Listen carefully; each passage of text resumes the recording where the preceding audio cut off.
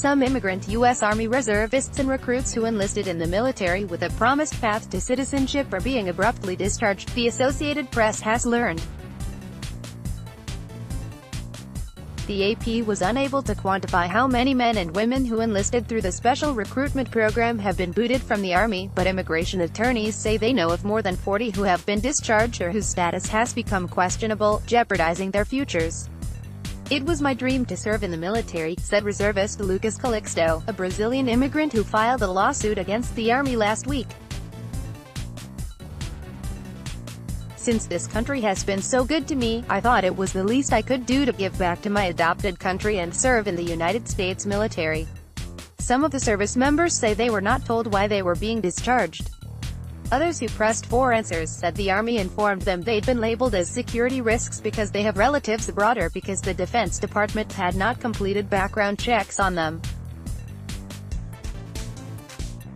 Spokespeople for the Pentagon and the Army said that, due to the pending litigation, they were unable to explain the discharges or respond to questions about whether there have been policy changes in any of the military branches.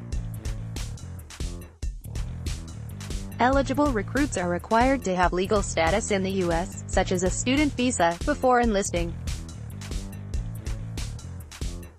More than 5,000 immigrants were recruited into the program in 2016, and an estimated 10,000 are currently serving.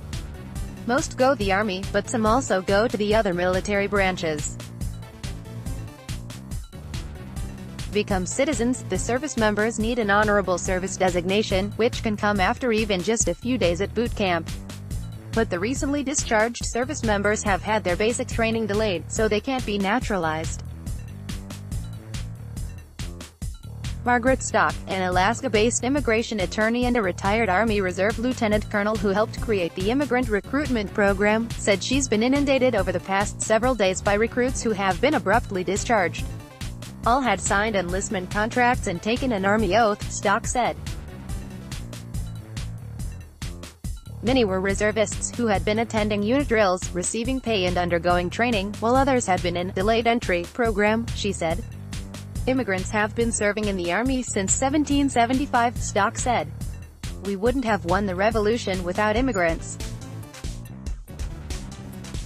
And we are not going to win the global war on terrorism today without immigrants," Stock said. The service members she's heard from had been told the Defense Department had not managed to put them through extensive background checks, which include CIA, FBI and National Intelligence Agency screenings and counterintelligence interviews. Therefore, by default, they do not meet the background check requirement. "It's a vicious cycle," she said.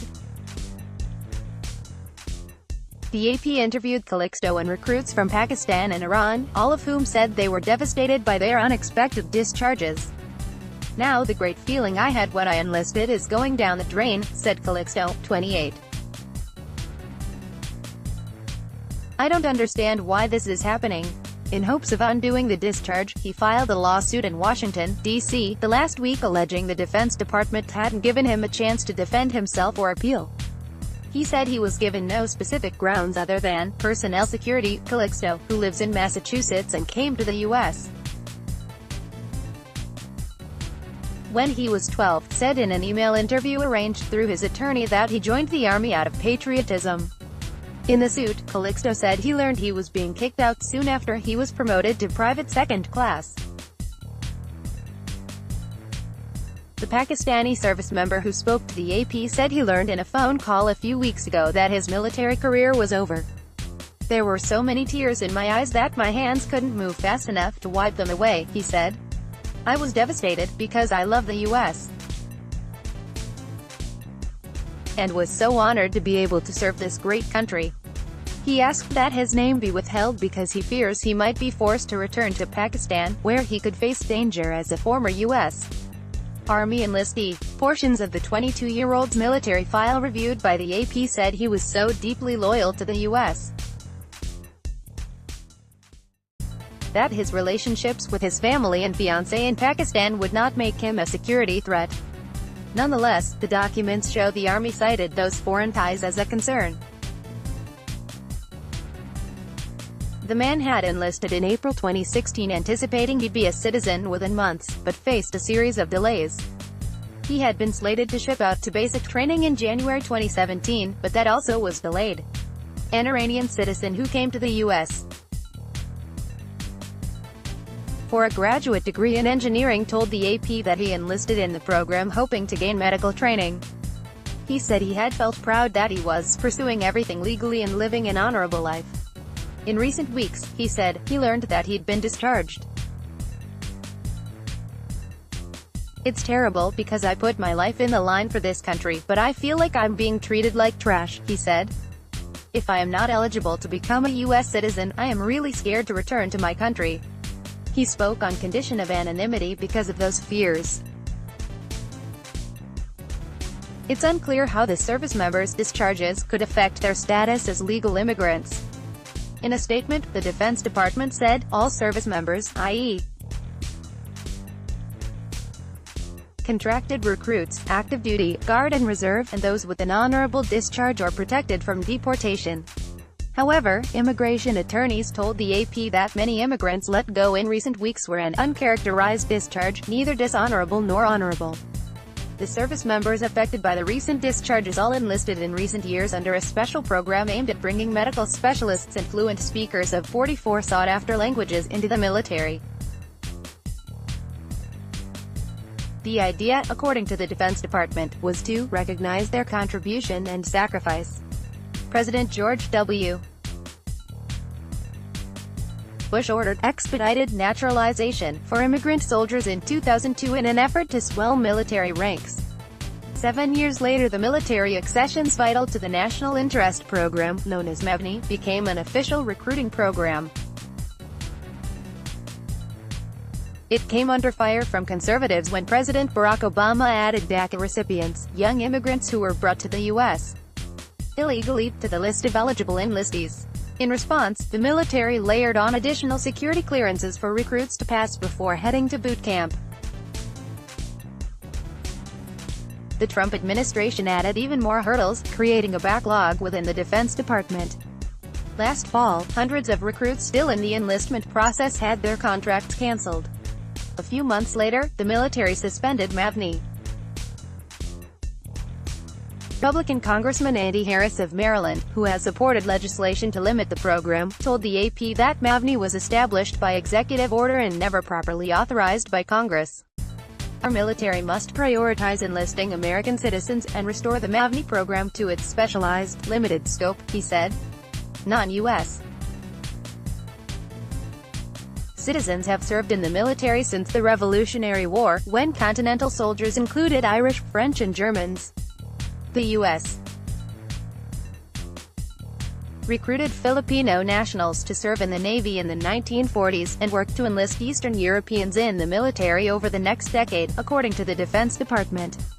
Since September 11, 2001, nearly 110,000 members of the armed forces have gained citizenship by serving in the U.S. military, according to the Defense Department. Many service members recruited through the program have proven to be exemplary. In 2012, an SGT, Cyril K. Shrestha, originally from Nepal, was named U.S. Army Soldier of the Year.